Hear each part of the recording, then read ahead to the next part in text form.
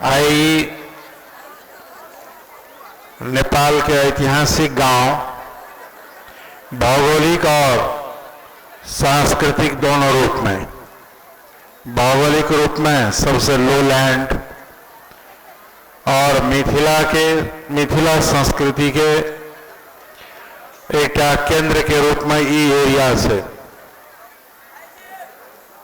और खास करके ये मुखिया पट्टी मुसरनिया गांव में अपने सबके बीच में आई अपन बात कह के अवसर भेटल के लिए हम आयोजक साथी लगाए संपूर्ण साथी सबके धन्यवाद देवे चाहिए। निश्चित रूप में आई की जनता समाजवादी पार्टी नेपाल विगत के मधेश जनविद्रोह के मधेसी जन अधिकार फोरम और विभिन्न पार्टी सब एकीकृत हुई आई के विकसित अवस्था में जनता समाजवादी पार्टी के से नेपाल में बहुत तरह के परिवर्तन भी भेले और आंदोलन भी भेले, चाहे राणा विरोधी आंदोलन 7 साल के हो, चाहे 36 साल के हो, चाहे 46 साल के हो, चाहे 62-63 के जन आंदोलन हो, आज तक अभी मधेश जन विद्रोह से पहले जतिक भी आंदोलन मिले वो आंदोलन सत्ता परिवर्तन में मात्र केंद्रित रही, शक्ति के हस्तांतरण और सत्ता परिवर्तन में केंद्रित रहे। लेकिन मधेश जन विद्रोह मधेश आंदोलन केवल शासक के परिवर्तन में मात्र नहीं रहे, नेपाल के राजनीतिक प्रणाली के राजनीतिक व्यवस्था के ही परिवर्तन करे वाला नेपाल के कोनो भी आंदोलन वाले तो मधेश जन विद्रोह नहीं। आई अगर मधेश जन विद्रोह नहीं होते ताई नेपाल में संघीय लोकतांत्रिक गणतंत्र नेपाल भी नहीं होती। अगर आई मधेश जन विद्रोह नहीं होते तो मधेसी के अधिकार और पहचान के लिए कोई अवस्था नहीं रहती। मधेश जन विद्रोह नहीं होते तो लालबाबू राउत मोहम्मद लालबाबू ऐठा मुख्यमंत्री ना होती। मधेश जन विद्रोह नहीं होते तो पहलू को गणतंत्र नेपाल के राष्ट्रपति उपराष्ट्रपति मधेसी नहीं होती।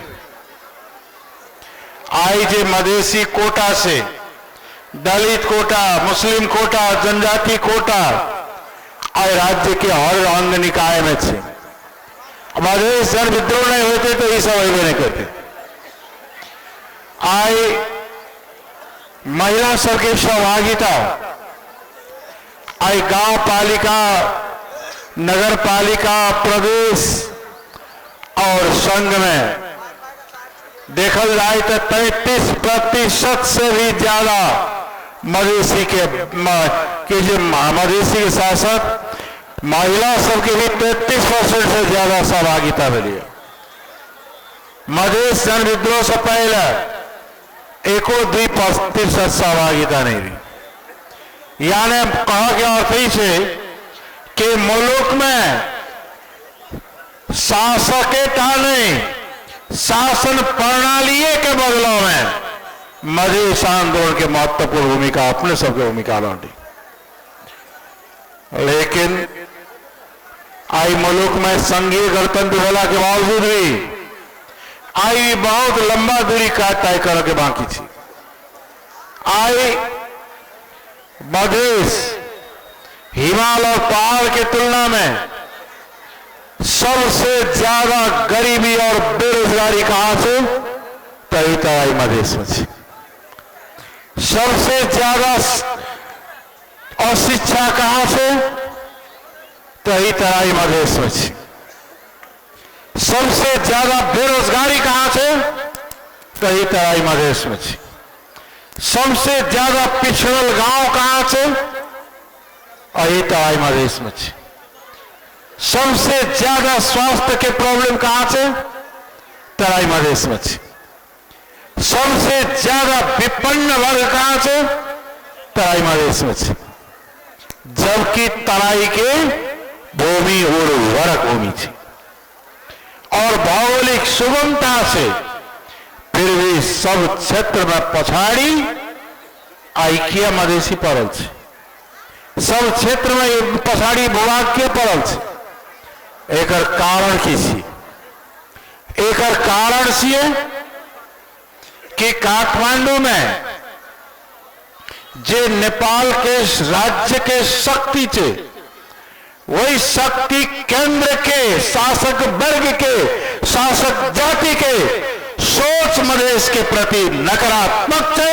तय द्वारा भेदभाव है और जो मधेश के प्रति भेदभाव है मधेसी के प्रति, तो आई गरीबी, बेरोजगारी, आई अशिक्षा, भूखमरी, पिछड़ापन सबसे ज्यादा मधेश में है। आई सबसे ज्यादा युवा सब, पढ़ल लिखल युवा सब बेरोजगार कहां से? तो मधेश में है। और आई चीज का खत्म करे से मधेश के ऊपर जो विभेद और असमानता, उत्पीड़न, शोषण से एकरा समाप्त करके ही एकरा बराबरी के दर्जा में लग जा सके छे। जनता समाजवादी पार्टी चाहे छे जे मधेसी के साथ जे भेदभाव छे ओकरा सदा के लिए समाप्त करी और मधेश देश के ही एक समृद्ध, एक विकसित देश के रूप में रूपांतरित करी। लेकिन वही से पहले मधेश के विकास कर पड़े। आई मधेश के विकास के लिए भी जे बजट के वितरण हो छे वही में भी भेदभाव छे। आई मधेश में सबसे ज्यादा जीवन कथा आधारित छे, कृषि पर आधारित छे। लेकिन सबसे कम लगानी विकास निर्माण में कहां है? कृषि में है। आई किस दिन भेले एक आध महीना, कुछ महीना पहले जनता समाजवादी पार्टी भी सरकार में सहभागी भेले। सहभागी एक खातिर भेले कि ऐसे पहले जो सरकार रहे वो सरकार विगत के जन आंदोलन, मधेश जन विद्रोह, लगायत के आंदोलन के जो उपलब्धि छे, संघीय लोकतांत्रिक गणतंत्र के समाप्त करने के लिए एकेटा संसद के एकेटा सरकार दो बार भंग के और भंग करके स्वेच्छाचारी निरंकुश शासन की ओर मुल्क को ले जाते रही। जनता समाजवादी पार्टी लोकतंत्र के रक्षा के लिए और केपी शर्मा ओली के प्रतिगमनकारी कदम के विरुद्ध में सड़क से लेकर सदन तक और सदन से लेकर अदालत तक की लड़ाई लड़नी, यानी कानूनी लड़ाई और जनसंघर्ष के माध्यम से लोकतंत्र के रक्षा के लिए और लोकतंत्र के संस्थागत करने के खातिर जनता समाजवादी पार्टी भी ये वैकल्पिक सरकार के यानी ओली सरकार के विकल्प में बनल संयुक्त सरकार में भागीदारी थी। लेकिन वही सरकार के देश में किसान के समस्या के समाधान के वास्ते कोनो ध्यान नहीं दिल के जय के चलते आई भी मल खाद के हाहाकार से ओना तो ही मल खाद के हाहाकार संसारे भर से। लेकिन जे सरकार शुरू से ध्यान दिल के वही में कम थी। एक वर्ष से ज्यादा डेढ़ वर्ष लॉकडाउन भेला के कारण सब फैक्ट्री सब उत्पादन नहीं कर सकली। लेकिन जे उत्पादन भेली जे मुल्क में और जे मुल्क के सरकार समय में ध्यान दिल के तो व्यवस्थापन खेल के ओली के सरकार केवल भ्रष्टाचार लूटतंत्र में ही ज्यादा ध्यान रही गई। आज सुनने हुए ओमनी कांड वाइड बड़ी कांड की कही जे अई तरह से ये नेपाल ट्रस्ट वाला कांड ये टेलीकॉम वाला कांड दुनिया भर के कांडे कांड में रहा ध्यान देने ते द्वारा आई समस्या देखा पड़ रही है। और अखन के सरकार प्रयास कर रहा है और हम सब बार बार कर रहा छी जे जहां से भी हो छे किसान के लिए समस्या हल करे के लिए गेहूं के सीजन में मल खाद बीज की व्यवस्था करो और ये प्रयास हो रहा है। लेकिन विकास के खातिर आइयो जे केंद्र सरकार से बजट दिल जाए छे मधेश में विकास के लिए बहुत कम लगानी निकाल जाए कि जब लगानी नहीं है विकास में तो फिर विकास कहां से होती। कई तरह के आर्थिक भेदभाव विकास में भेदभाव सामाजिक भेदभाव लगायत के समस्या को हल करना जरूरी है। आई भी नागरिकता के समस्या उठे से आई भी जनता समाजवादी पार्टी चाहे से कि सबके अपन भाषा के अधिकार होए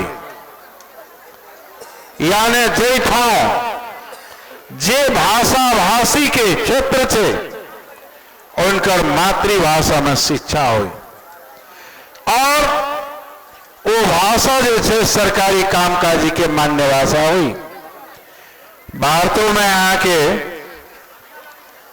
कईटा भाषा मान्य भाषा के रूप में सरकारी कामकाज से एक रेलवे स्टेशन पर जो कोनो में तो ऊपर में देखो इंग्लिश अंग्रेजी में लिखल से तब देखो उर्दू में लिखल से तब हिंदी में लिखल से। लेकिन नेपाल में बहुभाषिक देश वाला के चलता मात्र जो एकटा भाषा वो खास आर्य सबके भाषा जकरा नेपाली भाषा कही मात्र मान्यता है। ते द्वारा हम सब कही मैथिली के भाषा के मान्यता हिंदी भाषा के मान्यता भोजपुरी अवधी नेवारी और भी भाषा से होकर भी बराबर मान्यता होती। आज तक नेपाल में मधेश में ठाव के जनता के भाषा के मान्यता तक नहीं लाकर गौर भाषिक विभेद अवलोकन तक कायम एक अंत कर आई मधेश आंदोलन जन आंदोलन और जन विद्रोह के बाद संविधान निर्माण हुए। संविधान इससे पहले अंतरिम संविधान में भी भेदभाव रहे। अंतरिम संविधान में भेदभाव भला के चलते ही वही संविधान के जलाकर वही संघीयता गणतंत्र समावेशिता नहीं भला के चलते वही संविधान का जला का मधेश जन विद्रोह मिले और वही संविधान का बाद में संशोधन का बहुत सारा अधिकार का समावेश किया गया। लेकिन जब संविधान सभा के नाम पर संविधान जारी भेले, जब ओकर मसौदा जारी भेले, तो सारा पहले प्राप्त पहलुका संविधान में, अंतरिम संविधान में प्राप्त भेल अधिकार के भी हटाकर छीन कर तब ही संविधान जारी करके प्रयास करके और ओकर विरोध में 6 महीना तक मधेश जन आंदोलन आगाड़ी बढ़ी। नेपाल के इतिहास में ही नहीं, संसार के इतिहास में ही नेपाल की एकटा देश के एकटा सीमा से यानी मेथी से लौकर महाकाली तक मानव श्रृंखला तैयार हुई। ये विश्व इतिहास में एक उल्लेखनीय इतिहास घटना रही। लेकिन जबरदस्ती संविधान जारी कल के हम सब देख रहे थे कि अखुनका संविधान वास्तव में कहोगे तो काल के संविधान अंतरिम संविधान के तुलना में एक तरह के प्रतिगमनकारी संविधान के प्रावधान सबसे और इस संविधान में संघीयता, राज्य के पुनर्संरचना के सवाल, नागरिकता के सवाल, निर्वाचन प्रणाली के सवाल, शासकीय स्वरूप के सवाल, न्याय प्रणाली के सवाल, पहचान के सवाल बिल्कुल गलत ढंग से या तो गलत प्रावधान से या तो इस सवाल का संबोधन नहीं करना चाहिए। तो द्वारा हम सब कह रहा छी कि संविधाने विभेदकारी छे, संरचनागत विभेद छे। इस 7 प्रदेश के बनावट, 7 प्रदेश के संरचना ही गलत और विभेदकारी छे। मधेश आंदोलन के कारण से संघीय प्रणाली हिली और मधेश के जनता के मांग कि मधेश के मेथी से महाकाली तक के मधेश का अलग प्रदेश बनावा के रही। लेकिन बाद में उच्च स्तरीय राज्य पुनर्संरचना आयोग बना ले। वो आयोग के प्रतिवेदन अनुसार नारायणी से पूर्व एक मधेश प्रदेश और नारायणी से पश्चिम दूसर 2 प्रदेश की अवधारणा उच्च स्तरीय राज्य पुनर्संरचना आयोग के द्वारा प्रस्तुत किया गए और ओकरा हम सब एक मान्यता दिली और एक 2 प्रदेश के रूप में स्वीकारो किया गए। लेकिन जब संविधान जारी हुए तब मधेश का 5 टुकड़ा बनाया गया। 8 जिला के मधेश बाकी के उन्हें हिमाल पहाड़ से जोड़ गए ताकि मधेश के भूमि में ही मधेसी समुदाय अल्पसंख्यक बने और अधिकार विहीन रहे। ये साजिश मिली कि 8 जिला मधेश से द्वारा हम सब कही जो राज्य पुनर्संरचना आयोग के जो सुझाव रहे कि पहचान और सामर्थ्य के आधार पर राज्य के पुनर्संरचना करल जाए और 10 प्रदेश के अवधारणा जो प्रस्तुत किया गया आई भी सांदर्भिक है। मधेश के भूभाग का मधेश के प्रदेश के साथ जोड़कर रखल जाए ताकि मधेश की जनता मधेश के भूमि पर अधिकार संपन्न रहती। आई 1 नंबर प्रदेश में 14 जिला है, नीचा में सुनसरी, मोरन, झापा 3 जिला और ऊपर 11 जिला है। वही 3 जिला में रहे वाला मधेसी के कौन राजनीति भविष्य होती, प्रदेश में कौन भविष्य होती। कैलाली, कंचनपुर 2 जिला मधेश के से, तराई के थलवट के छे और उमर जाकर के काफी जिला सबसे उनका अस्तित्व संकट हो। इस तरह के राज्य के पुनर्संरचना का, प्रदेश के संरचना का बदला के चाहिए। और निर्वाचन प्रणाली के सवाल से नेपाल जो का गरीब देश में, अल्प विकसित देश में दुनिया के महंगा निर्वाचन प्रणाली का लागू किया गया। आए सामान्य परिवार के आदमी कतवो योग्य हो, कतवो सक्षम हो, लेकिन आर्थिक अभाव के कारण चुनाव में आगे बढ़ना बहुत मुश्किल है। एक वार्डो में, एक पालिको में करोड़ों खर्चा हो, लाखों खर्चा हो। एक किसान मजदूर के बेटा आर्थिक अभाव के कारण चुनाव नहीं संभव नहीं बढ़ सकी और इतने महंगा चुनाव प्रणाली का बदला पड़ती। हम सब कह रहा छी कि यह निर्वाचन प्रणाली लागू किया जाए जेमें न पार्टी के न उम्मीदवार का खर्चा कर पड़े को पैसा, जे जनता के बीच में लोकप्रिय है, जनता के हित में काज करे छे, जनता में हुआ जाए के गाड़ी। एहन चुनाव प्रणाली दुनिया के करीब करीब 71टा देश में है, जरा समानुपातिक निर्वाचन प्रणाली कही छे। हम सब समानुपातिक निर्वाचन प्रणाली में पैसा के कोनो काम नहीं हो। अखुनका जो का निर्वाचन प्रणाली में बिना पैसा से लोग का चुनाव लड़ना कठिन है, ये है कि नहीं? ते द्वारा चुनाव प्रणाली का बदले के राज्य के पुनर्संरचना का सच्चावे के प्रदेश के सीमांकन सबके एक साथ साथ नेपाल में अत्यधिक राजनीतिक अस्थिरता है। 2 तिहाई के सरकार भी कभी अपन कार्यकाल पूरा नहीं कर पाई।